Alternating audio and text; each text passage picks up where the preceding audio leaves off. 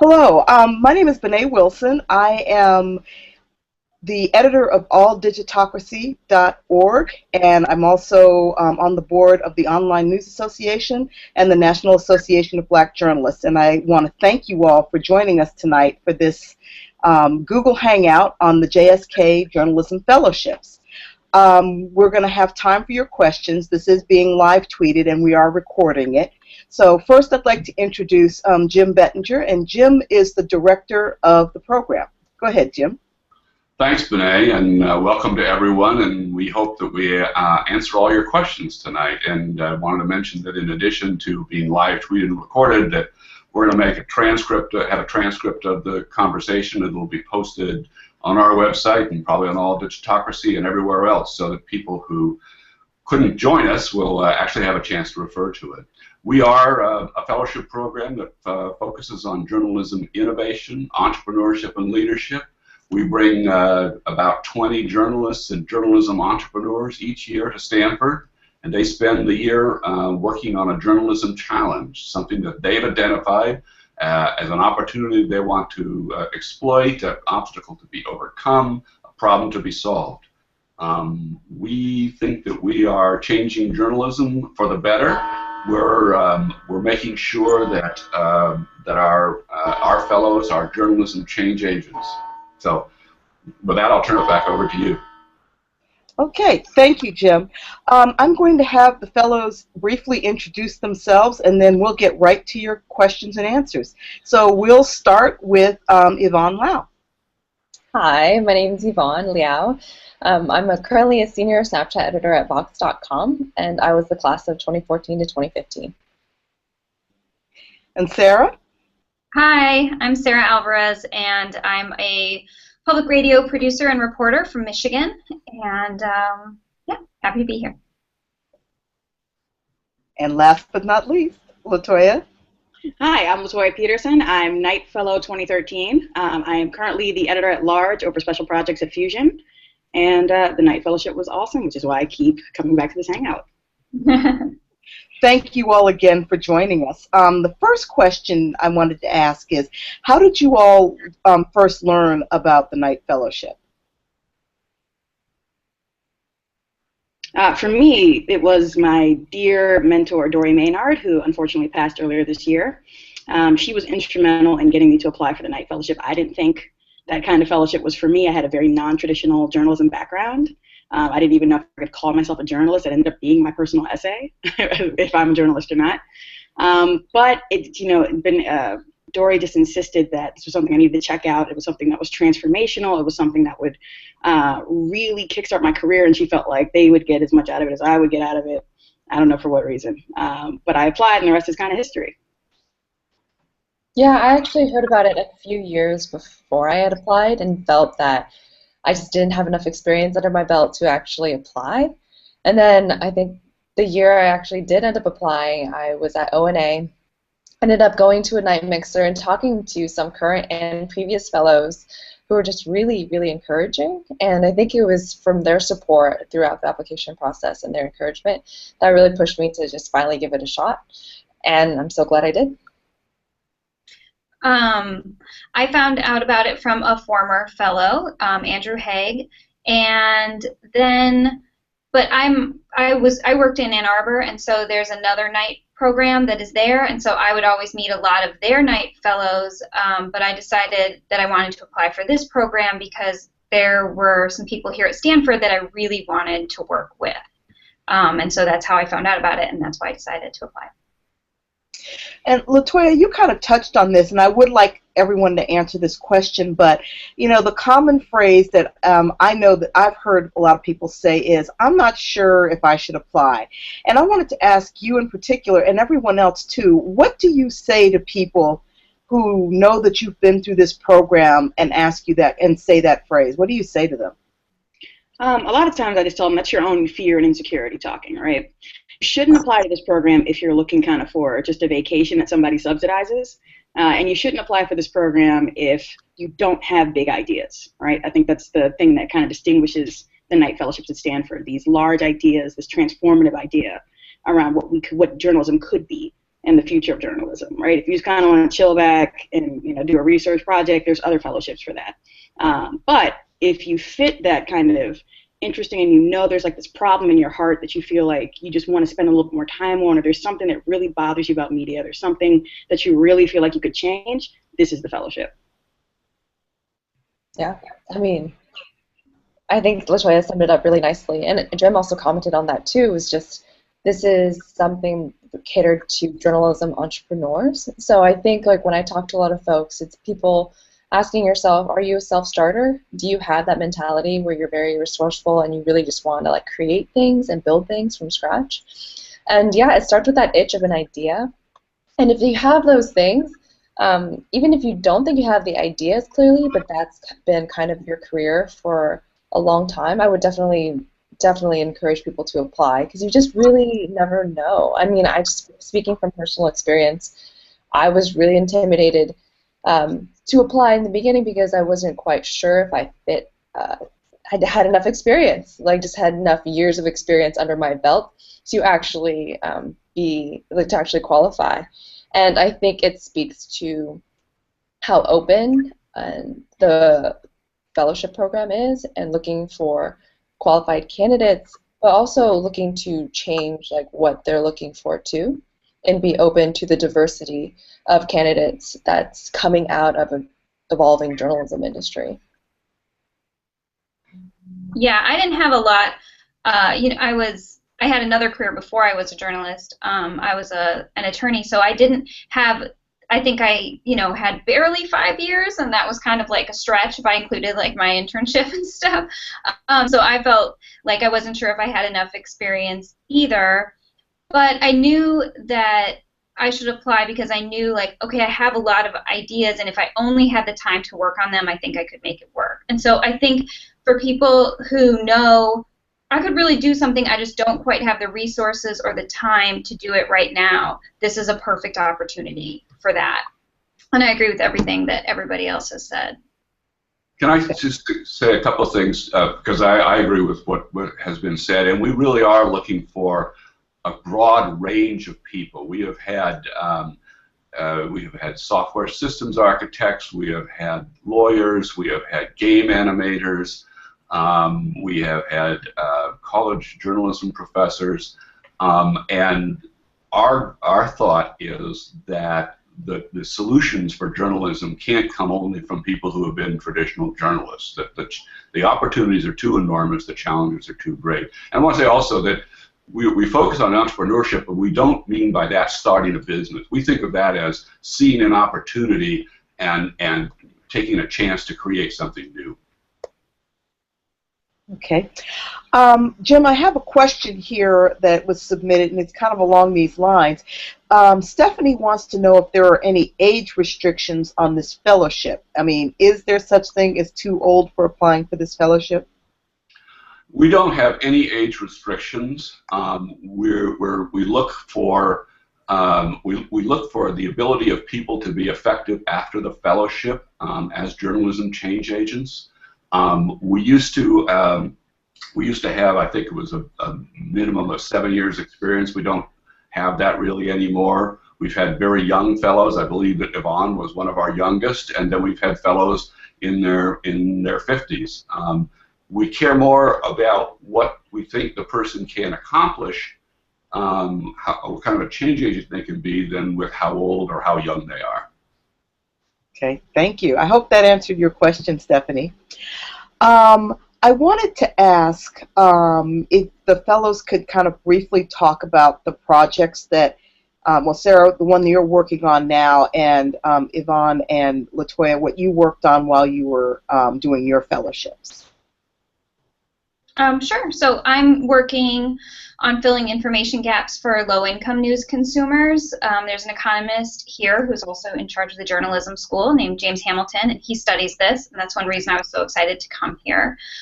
So the way that news is right now creates a lot of information gaps because low-income consumers get kind of forgotten, and it's not an audience that people are really excited about reaching out to. And as everybody knows, the news media is shrinking, and they're doubling down on the customers that they already have.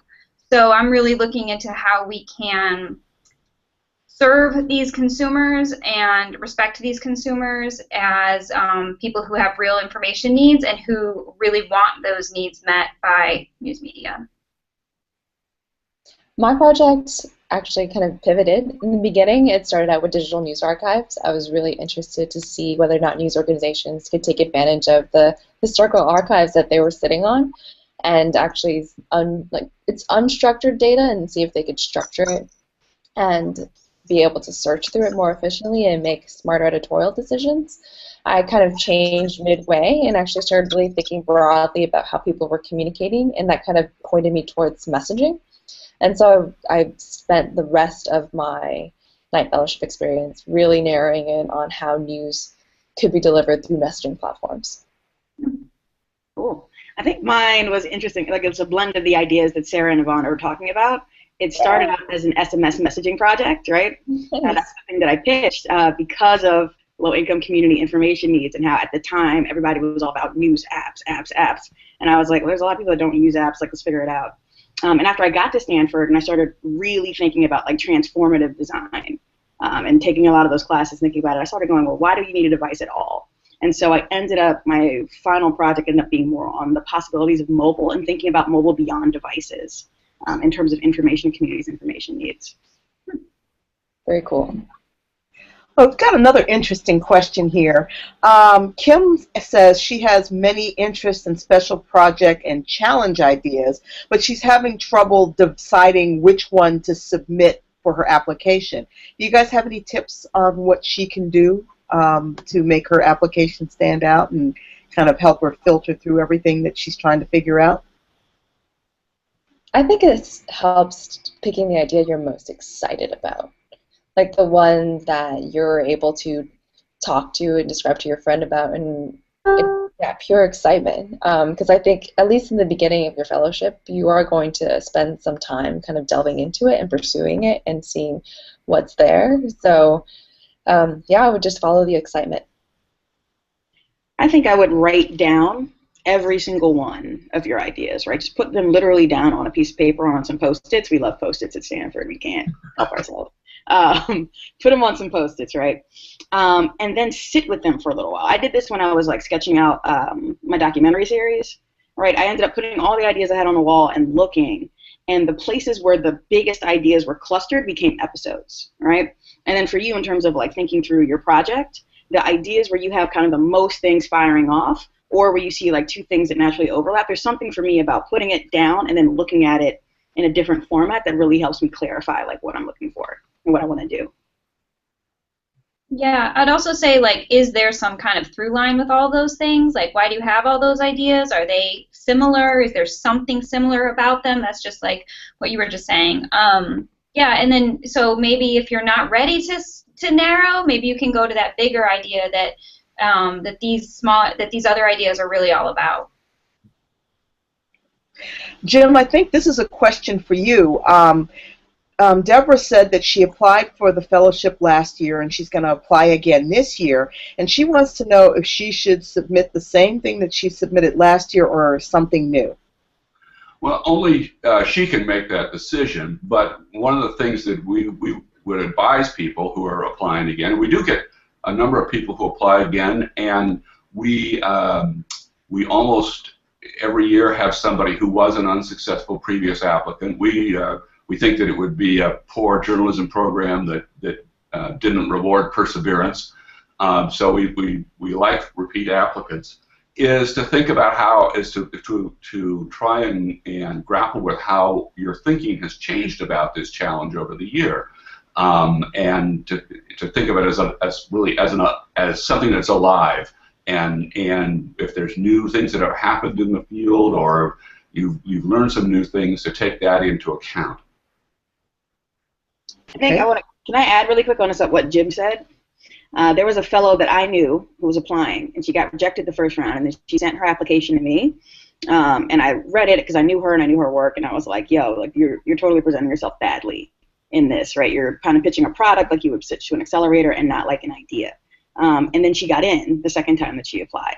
I'm not saying talk to me. I'm saying find a fellow that knows your work, or find a fellow that does something similar in a similar space, and then ask them if they will help you. And don't ask them if they will help you like 2 weeks before the deadline or a week before the deadline. Like, we got jobs, we have stuff to do, but we are really willing to help you like now. Like, this whole month is a really good time to try to reach out to other fellows, particularly in your same interest bracket, and say, can you help me out? Or, I wasn't successful the first time. Can you take a look at this application and see what we could do better? Okay, thank you. Then I wanted to ask if you guys could talk about how the Knight Fellowship has helped you develop your projects.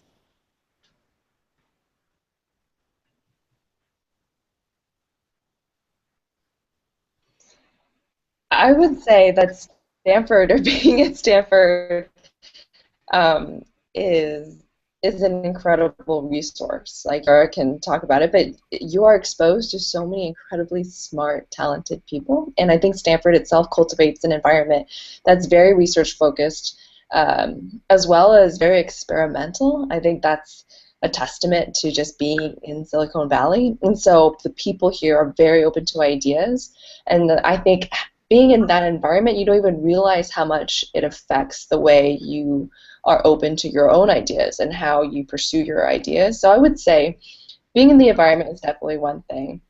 The cohort is another thing, and it varies class by class, but I was very grateful to have a cohort who was just tackling such a broad variety of other topics, but also incredibly supportive. And so if you ever needed like a fresh take on something, they would always be open to discussing it and really dissecting your project. And at the end of the day, we all care about journalism so much, and a lot of them have really strong journalism backgrounds, so having that perspective was invaluable to me.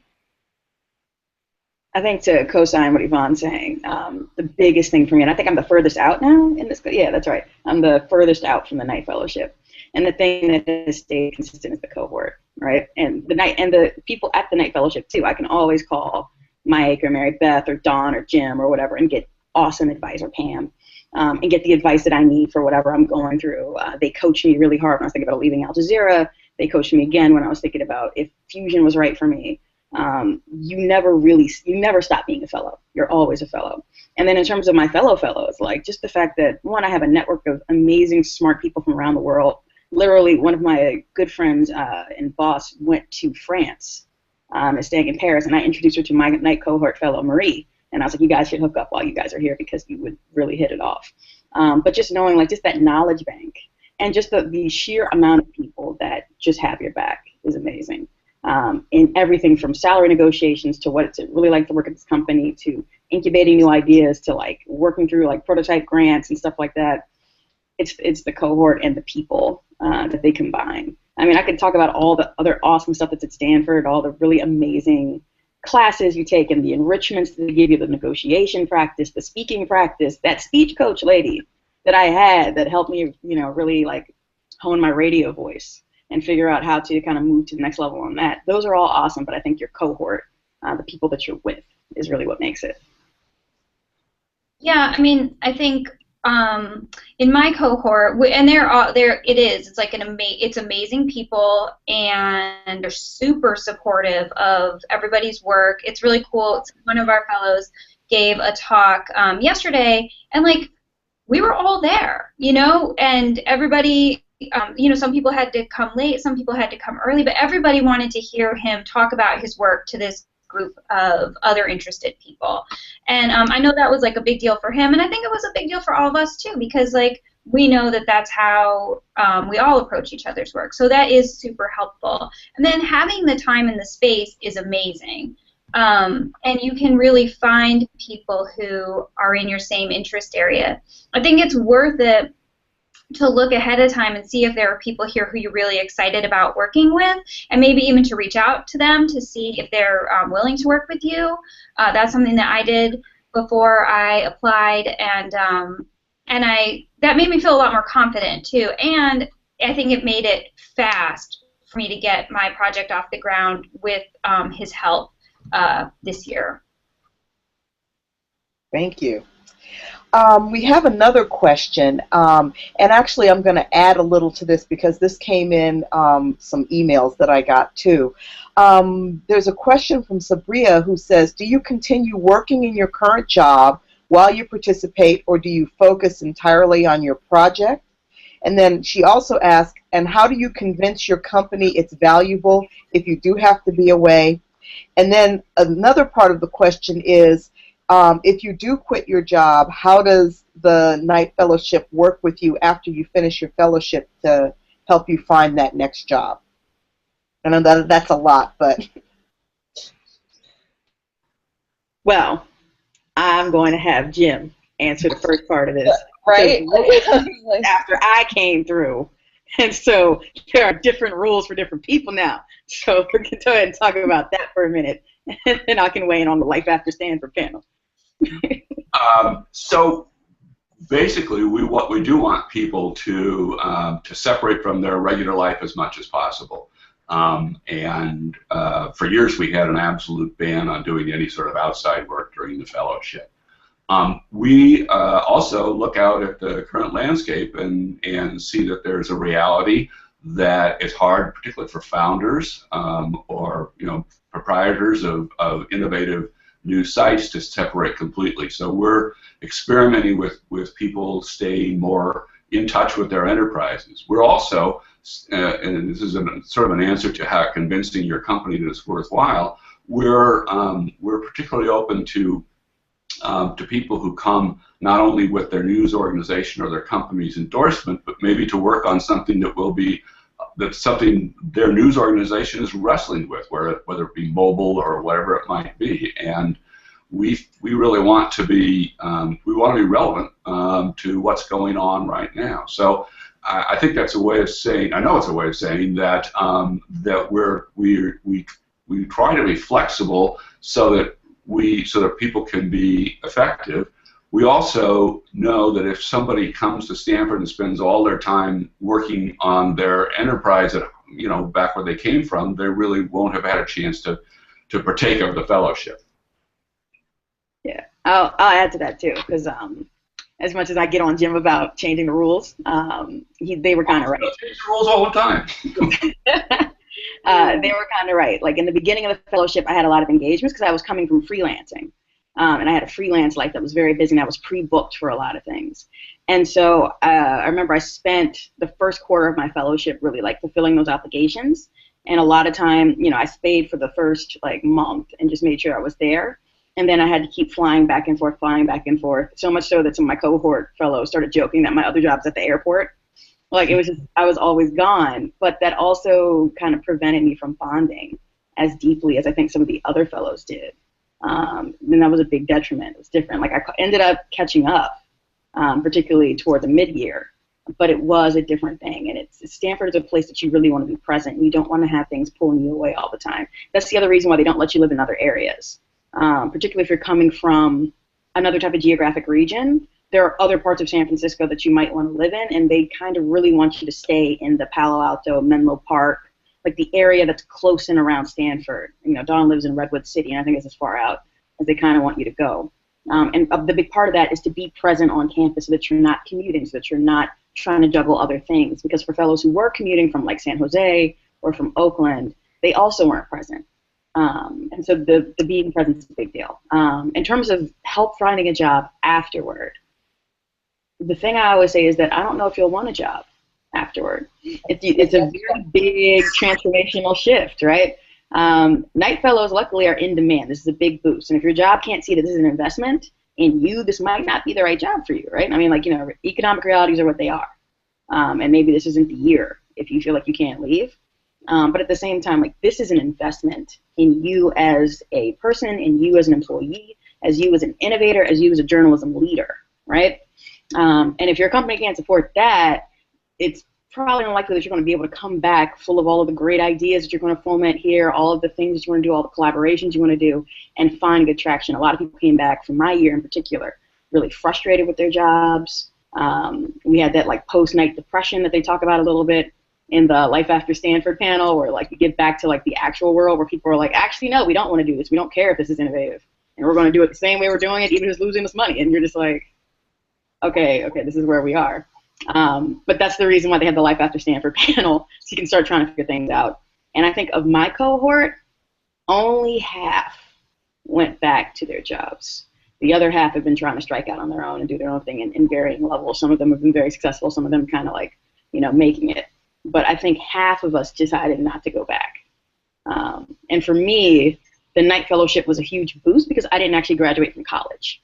And so suddenly, it's this degreeless person kind of floating through the ether. And then suddenly I have Stanford on my resume. And it doesn't seem to matter that I didn't graduate from here or whatever. Just the fact that LaToya was at Stanford, she has a Stanford hoodie, she has a Stanford email address. Good enough. Okay. Jim, I've got a question. What are the resources for those with spouses and children for the year? So we, as part of our financial compensation or financial support, we have housing allowances, child care allowances, health insurance allowances that are all based on family size. And we recognize that this Mid-Peninsula area around Stanford is a really expensive area to live in, and we try to make that as painless as possible. We also have we want all of our affiliates, which is our term for spouses and partners, to be welcome at everything we do. There's nothing that we do that affiliates are not welcome at. And so they attend our seminars, they attend the backstories, our trips. They're able to attend classes at Stanford, same as the fellows are. We will give them advice on what they want to accomplish during their year, so that it can be an enriching year for them as well. So we really believe that everybody does better when our affiliates are closely involved. So I have 3 kids, and they all came with me, as did my husband. Yeah, it's super expensive here. I mean, it's crazy, but they do have stipends that will work. So I mean, there are some logistical challenges to being out here with with a family, but you can make it work. And the fellows in my class all have different setups. There are some people who are here with kids pretty much on their own, and the other fellows have tried to be as supportive and helpful as they can to those folks. But then there's other people who are lucky enough to bring a parent if their spouses can't move with them. So people make all kinds of arrangements, and it is a very supportive and welcoming environment for families. I'll say that, definitely. Thank you. We have a question from Peter, who says, all of the application form is important, but he wants to know if there are any particular parts that you should pay special attention to.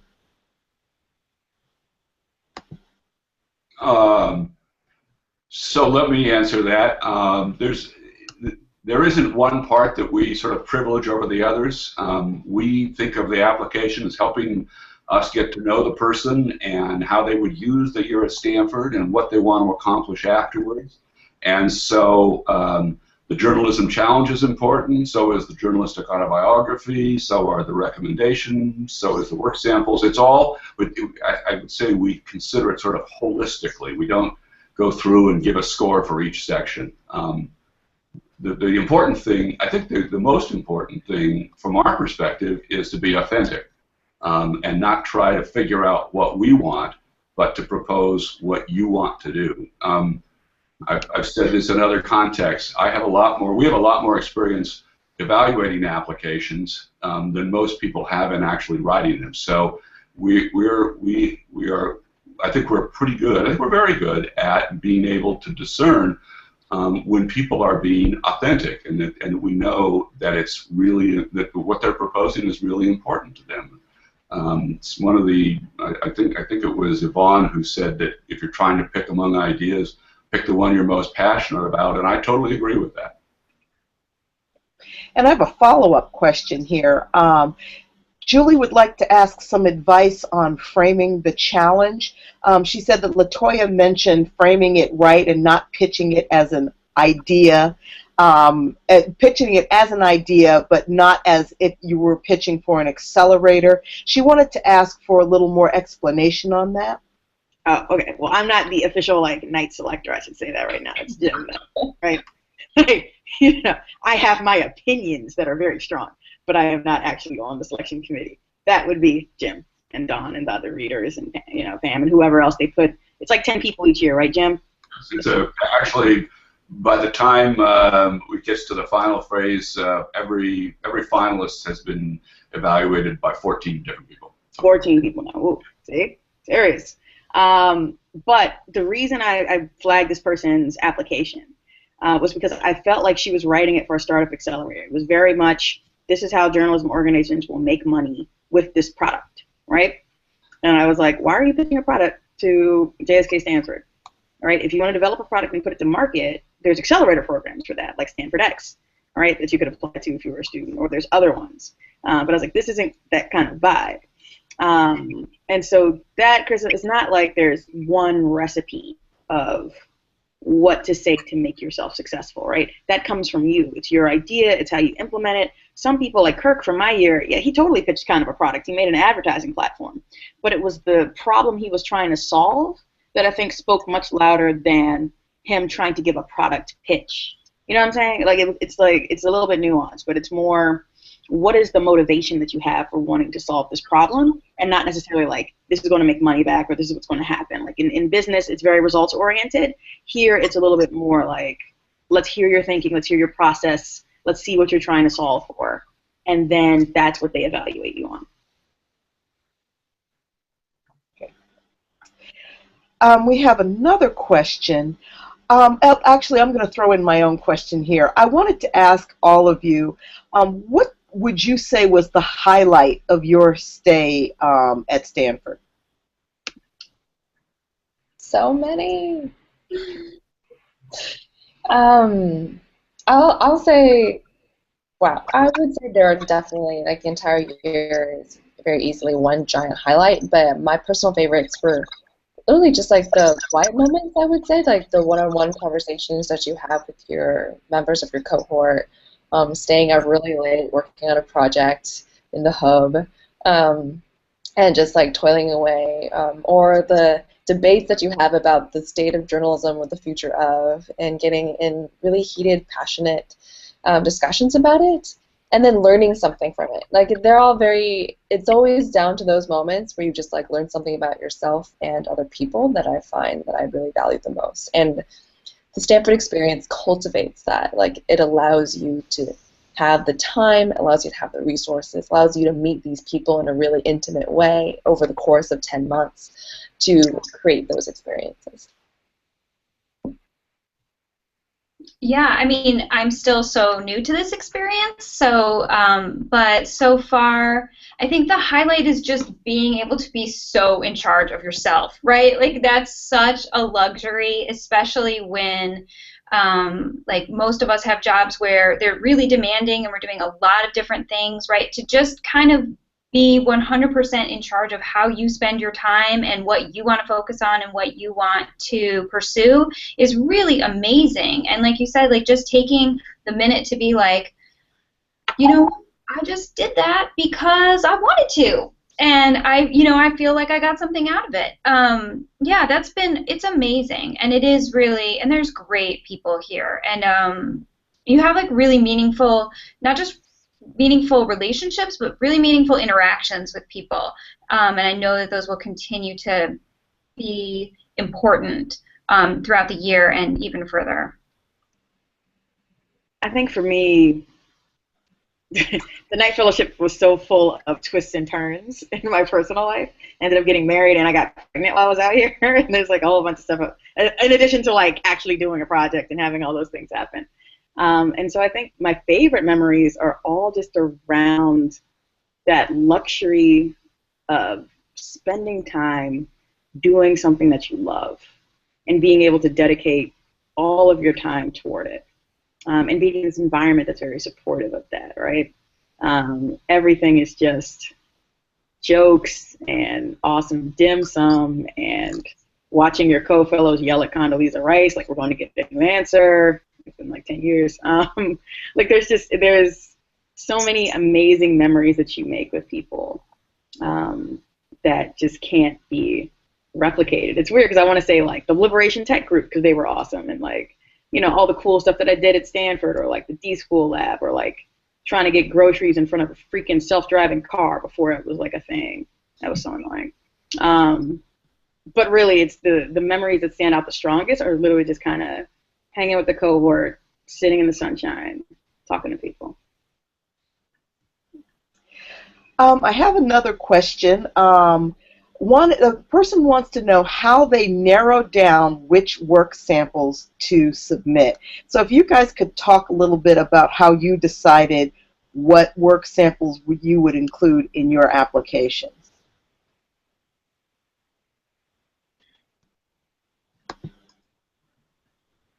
I can talk about mine since I did it very recently. Like, I can actually remember them. So I don't know, Jim, how you feel about this, but I definitely picked some stuff. I mean, I picked some stuff from very early on in my career that was definitely not the best produced stuff that I've ever done. So, but I felt like it really spoke to kind of what I wanted to do in the challenge. And so even though it wasn't perfect, I sent it in anyway because I really wanted to, I really wanted them to know, like, this is what I want to do, and if you don't like this, then maybe, then you're not going to be into what I want to do. So it wasn't all perfect, that's for sure. And I didn't do this kind of like super broad, like, this is me, this is all of me. It was kind of like, this is what I want to do, and this is how these pieces speak to that. I think that's emblematic of like that tone of being authentic. I think that is really important to kind of make sure that comes across through your application. And so for me, I really picked projects that, one, I was definitely proud of, but proud of because that we had taken some creative risks in doing it. So I was working on a lot of multimedia interactives, and some of them you could have looked at and been like, okay, what is this? But when you're describing your project, you're describing the process that you went through and the impact that you hoped you had in doing that project, I think that's an opportunity to really convey to the selection committee why you're highlighting that. And I think that will depend on individual to individual, but finding a project, one that you're proud of, and one is, to what Sarah's point too, is just reflective of who you are or what you want to do or what you really care about. For me, I'm just going to go ahead and keep it 100. I had no idea what to submit. Like I said, see, aforementioned, like, am I really a journalist problem? So I literally was like, okay, I did radio, print, TV, and digital. So I was like, let me just pick one of each. And that's the same thing I did with the recommendations. I was like, I need a print boss, a TV boss, digital boss. And I stuck them all together. I think I sent them like a piece of rock criticism, if I remember correctly, a piece of rock criticism, a talk I did on digital inequality, and I think like one reported Storify. It was weird. I don't know what they were thinking. I'm sorry. I don't know. I'm sorry, Jim. I don't know. So if I can offer some advice, it would be I agree with Yvonne and LaToya and Sarah, which is select work samples that you want to represent you and who you are and what you want to do, and it can be something really early. I mean, very often in our journalism careers, some of the earliest things we did we're most proud of because we know the obstacles and because they had heart. So it's not necessarily the prize-winning 4-part series as much as something that reflects your passion for what you want to do. Okay. Jim, I think this is going to be a question for you. We've got someone who's asking about international fellows. He's saying there are a lot of people from other countries that want to apply for this, and he wanted to get your thoughts about how they're evaluated and how they're selected and how many international fellows are chosen. Sure, we have had international fellows in this program in each of the 50 years that it's been in operation, and we believe that the challenges, the opportunities of journalism are global, not domestic. And we usually pick between 6 and 8 international fellows a year, depending on funding sources. We have had fellows from, I think it's 120 countries over the years, and we really evaluate the international fellows on the same sort of standard as U.S. fellows, which is that we're looking for people who will be journalism change agents in their home countries. We have a particular focus on, or I wouldn't say focus, but a particular interest on people coming from countries where journalism is emerging or has been under attack or has had specific challenges. One of the things that we know is that U.S. journalists aren't always aware of the challenges and problems that that journalists in other parts of the world operate under in terms of like physical danger, arrests, censorship, and so on. So we're particularly keen on journalists who can have a positive impact on the free flow of information and journalism in their countries. But we really were looking for the same kind of thing: people who can take a year at Stanford, focus on their challenge, and then be journalism change agents. We have another question for the fellows.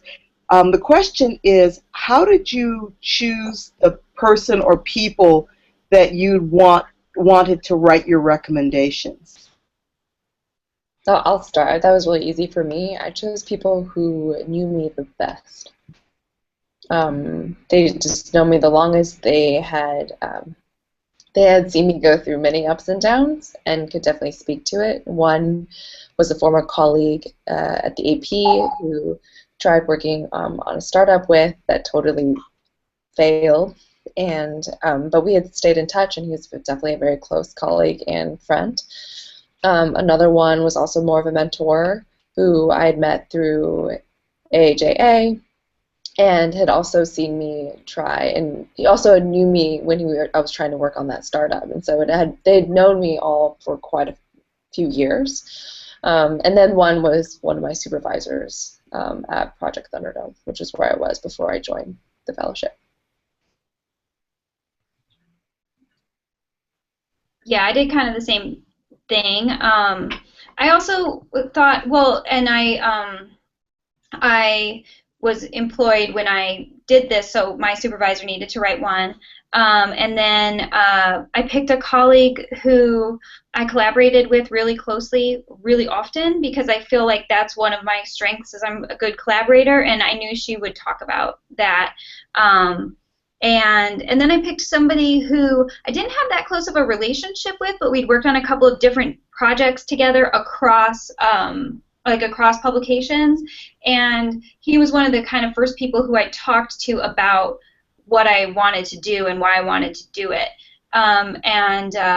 Yeah, and he had been in a fellowship program, not this one, but a different one, and we had also talked about that experience. So I think he really kind of knew what this experience could be like, and I think he knew how to say what I would get from it. And I do think he knows my work really well, even though we're not as close. And it's been really nice. Like, I do feel like those folks are really invested in me, and they're a support network that I'm talking to now about my challenge. Cool.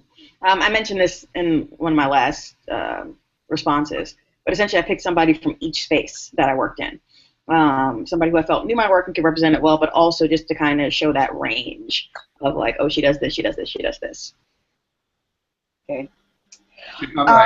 Just add one thing to this, which is it's really important for people's recommenders to know what it is you want to do at Stanford, and to be able to speak to that. And it's always I like Yvonne's formulation, the people who knew her best.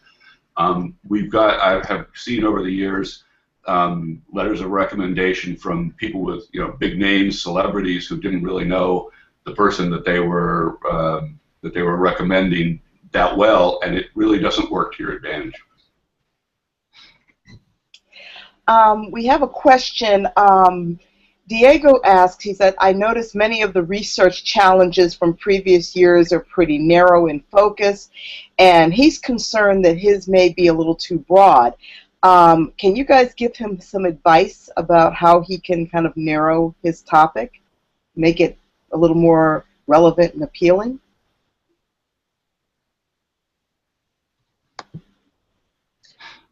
I'll take a stab. Depends on the project, honestly, it really does. But also think about your personal experiences. Like, what do you bring to this project that no one else can? And I think that's just going to be a testament of like the way that you see the world, the type of journalism experiences and skill sets that you bring to the table that other candidates may or may not have. So I remember distinctly that like during my interview, one of the other interviewers was saying like, oh yeah, who was a former Knight Fellow, was like, yeah, my project was actually very similar to the Digital News Archives one. And I was like, oh, okay. But that's not, I don't think that's actually the point, right? I think the point is that what kind of interesting or unique experience that makes you a unique person and journalist that you can then apply to that idea and try and narrow it down. I mean, of course, it depends on the idea, and so it would help to know it and then narrow that down, but I think it comes back to channeling who you are and then figuring that out and how you can apply it to your idea. You know, Diego, until you answered your question, I had forgotten that I did an exercise like this, right? Because at first I was like, oh, how do you narrow it? And then I realized, I was like, wait a minute. I was like, how would I test this in the real world? Like, what would I do in my community to test this? And that's how I ended up kind of with like the SMS thing. So I was like, oh, I can go to the library, I can test this out on like these 4 different types of populations to figure out how it would work or whatever. And then I kind of built it backwards from there. Like I saw myself finishing the fellowship with all the like info and the testing and the tech skills that I thought I was going to have. And then I kind of built my proposal backwards from there. So sometimes that helps if you like really put yourself in a situation where you're like, all right, it's go time. I finished the fellowship. This is what I'm doing next.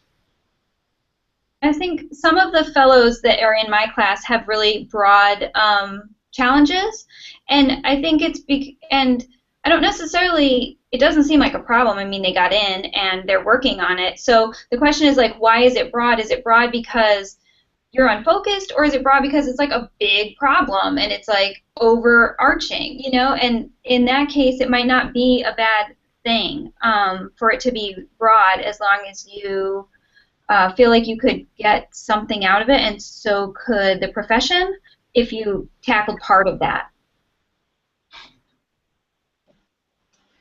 Jim, I have a question for you. This year, there's an option of doing a 1-minute video about your challenge, and Peter wants to know if you've got any tips of what the reviewers are looking for in this video. It's the same thing that we're looking for in all elements of the application, which is to learn more about you as a person, as a journalist, as an innovator. And we added this because there's just lots of media, lots of different ways to do that, and we thought, well, let's give people a chance to do this. So we're looking for personality, I suppose. Not personality like bubbly personality, but we're looking to get a sense of the person. Okay. We have another question from N.S. Walker, and it's, would you encourage a cross-functional project that combines journalism with social enterprise? Maybe. I mean, without knowing the project, it's hard to say. But we're interested in lots of different ways of going at journalism and improving journalism. And if there's a way to, if there's a social enterprise, or if there's something that makes sense, or that there's a congruency or an overlap, sure. Let me turn it around. We pretty much do not want to automatically discourage things just because they don't fit the common pattern.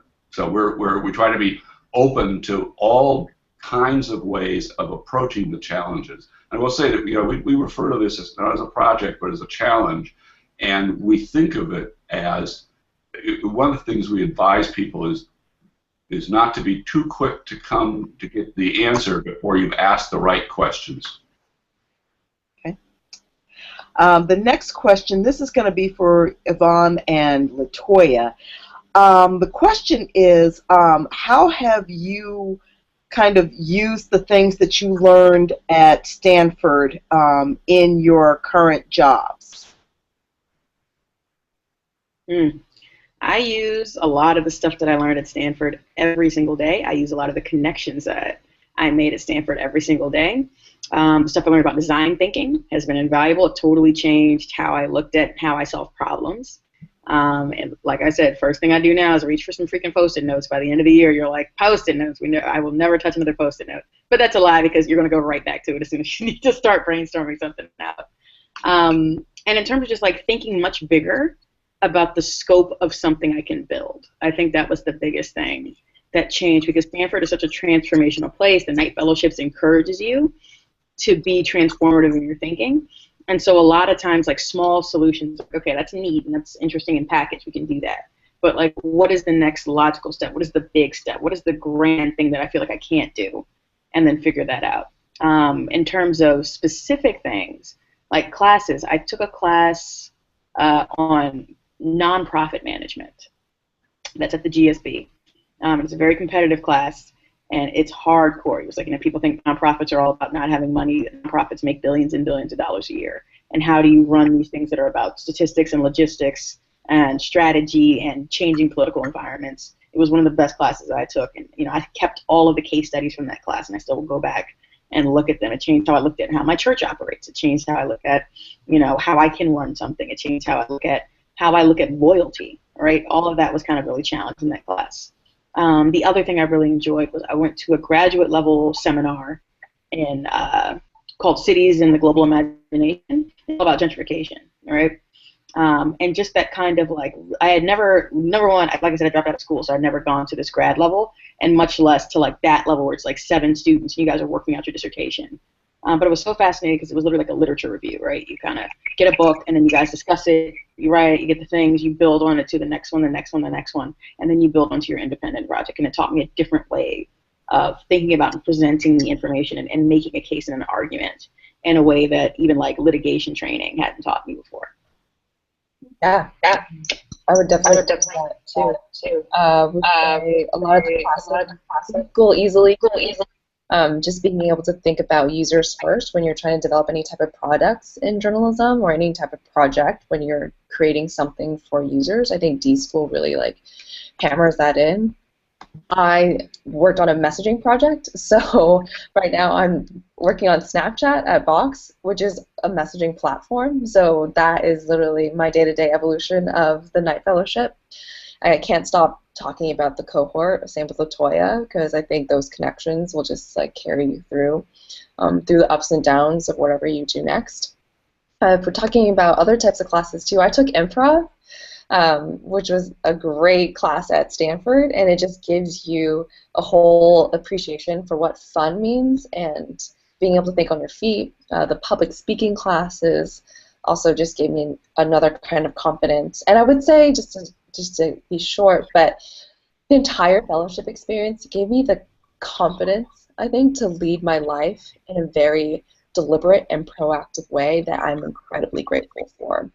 To just be more specific about that, it's like the things that I look for in a career also have to be balanced with what I want out of life. And that, I think, is something that comes out of what LaToya was talking about after that post-fellowship life, is what kind of job are you looking for? And I think you do have to be much more intentional about it, because you just had this amazing year where everything was intentional. Like, you knew you had 10 months from the beginning.